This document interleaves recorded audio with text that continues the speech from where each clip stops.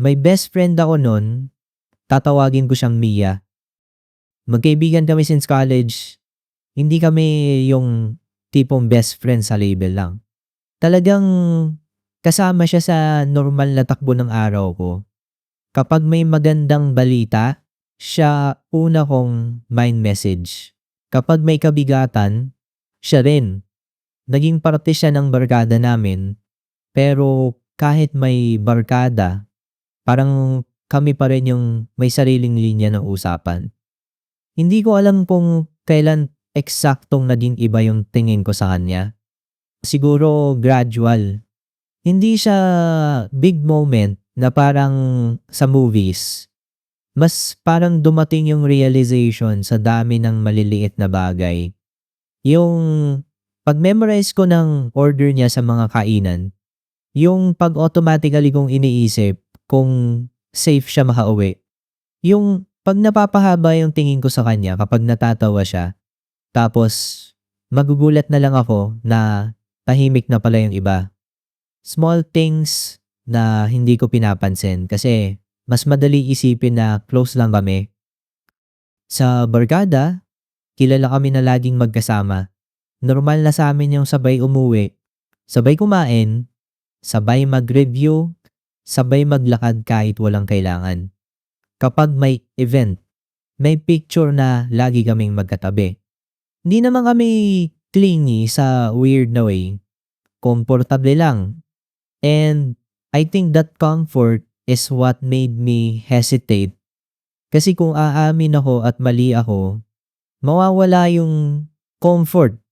Kapag hindi ko inamin at tama ako, may chance pa rin. That was my excuse. Nung third year, may time na nagkakwentuhan kami tungkol sa future.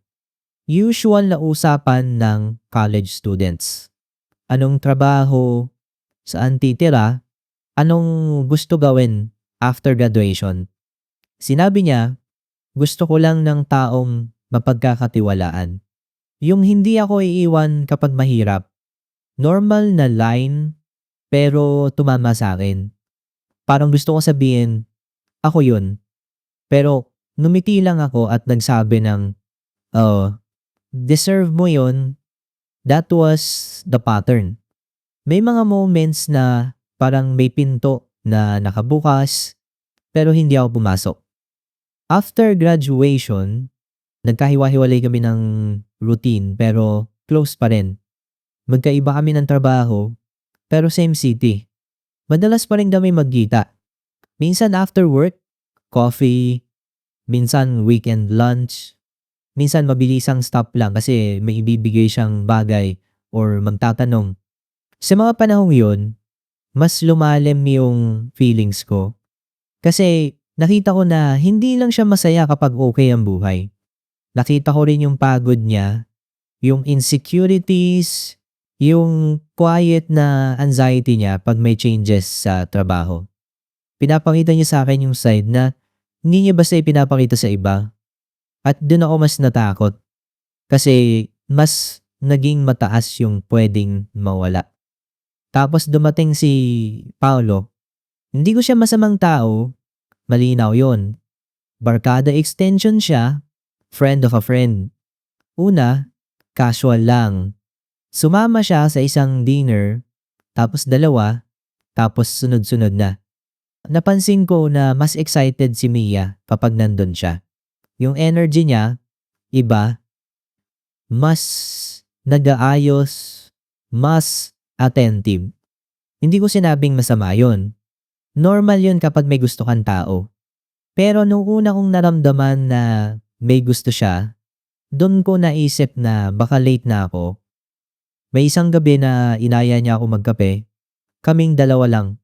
Akala ko, yun na yung moment na matagal ko hinihintay. I came in with this quiet hope na baka may sasabihin siya na baka may opening. Pero bago pa ako makapagsimula, sinabi niya, may sasabihin ako, please be happy for me. Tapos ngumiti siya, and then sinabi niya na sila na ni Paulo. Hindi ako nagpakita ng big reaction. Ang sinabi ko, "Congrats, I'm happy for you." Totoo naman yung happy for you sa isang level. Kasi mahal ko siya. Ayoko siyang malungkot. Ayoko siyang mawalan ng love. Pero at the same time, may part sa akin na parang biglang naubusan ng hangin. Uminom ako ng kape na parang hindi ko na malasahan. Tinanong ko siya ng normal questions, like how it started, how she feels. I tried to sound steady. Umuwi ako na tahimik. Pagdating ko sa bahay, doon ko lang naramdaman yung bigat. Pero kahit doon, hindi ako umiyak agad. Parang may delay. Parang katawan ko hindi pa naniniwala. From that point, naging third wheel na ako kahit hindi ko sinasabi. Sumama pa rin ako sa barkada hangouts. Nandun pa rin ako sa birthdays, out of town plans, random dinners. Pero nagbago yung dynamics. Not in a dramatic way. More like small shifts. Sa group chat, mas madalas silang dalawa mag-confirm. Kapag nagkukwentuhan, may private jokes na hindi ko gets. Kapag may decision, nag-uusap na sila bago pa itanong sa group. Normal lang yon. I know, couples do that. Pero dahil ako yung dating default person ni Mia, ramdam ko yung gap. May mga times na gusto kong sabihin sa kanya yung totoo. Hindi para agawin siya. Not even to ask her to choose. Gusto ko na magpakatotoo para hindi ko dalhin yung bigat ng mag-isa. Pero tuwing magbubukas ako ng bibig, naiisip ko yung mukha niya kapag nasaktan.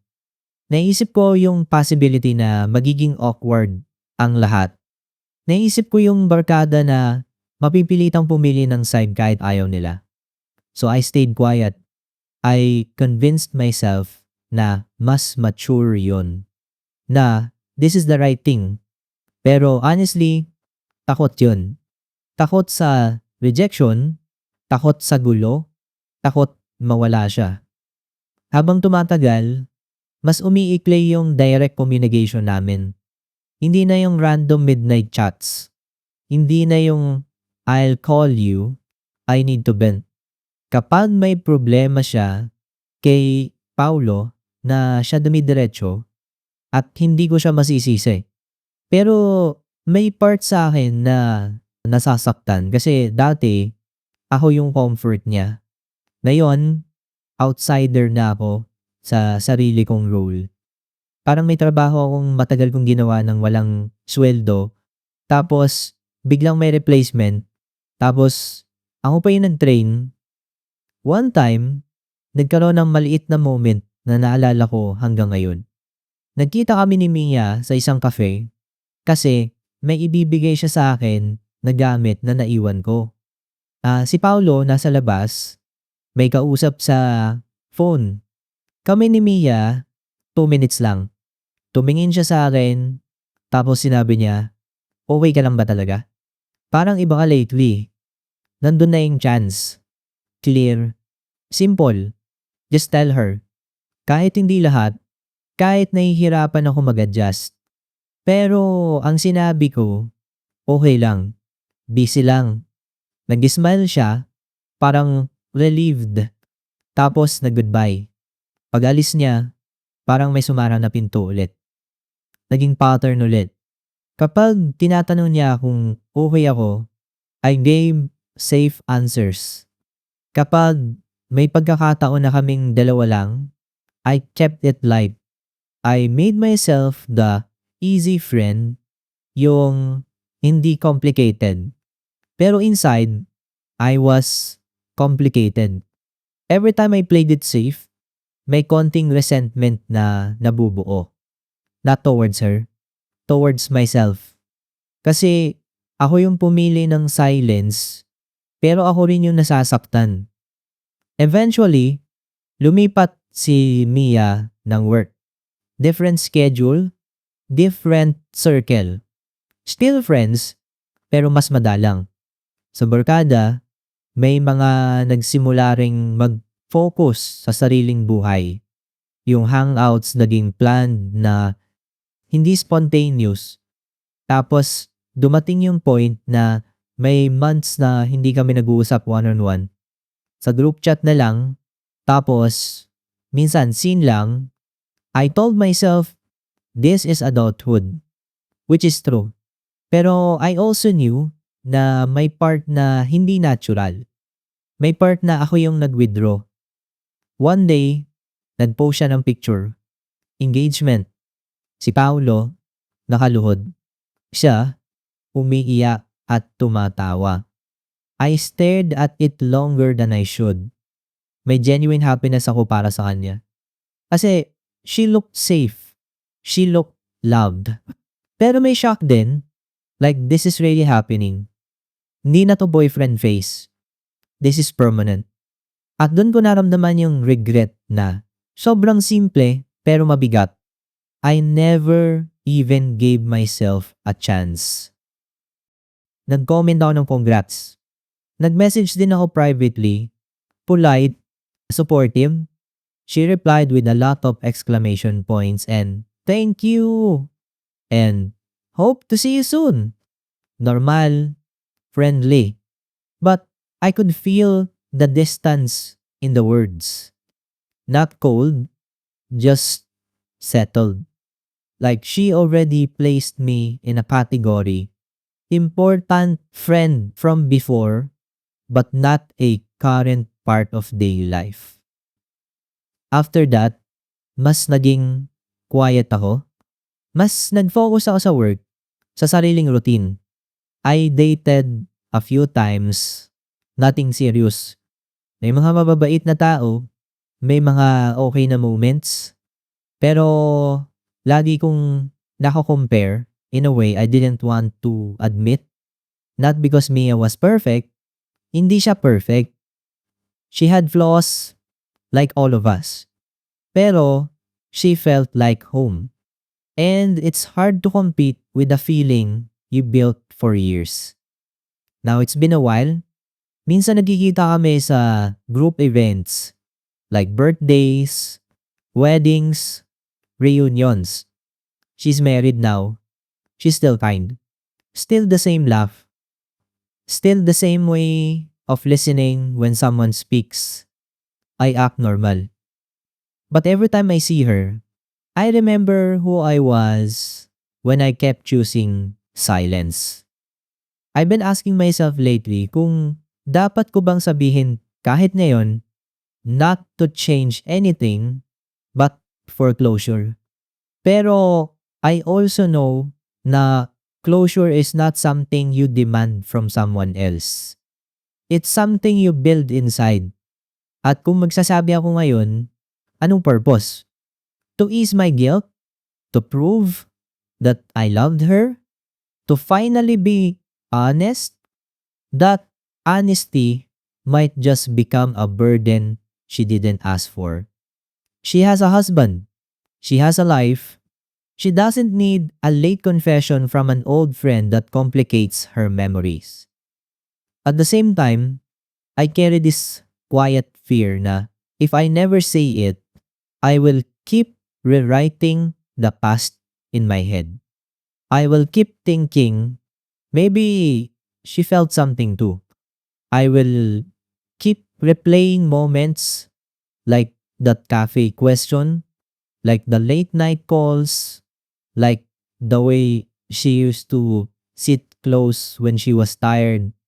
I'm aware that memory can be biased. We remember what supports the story we want.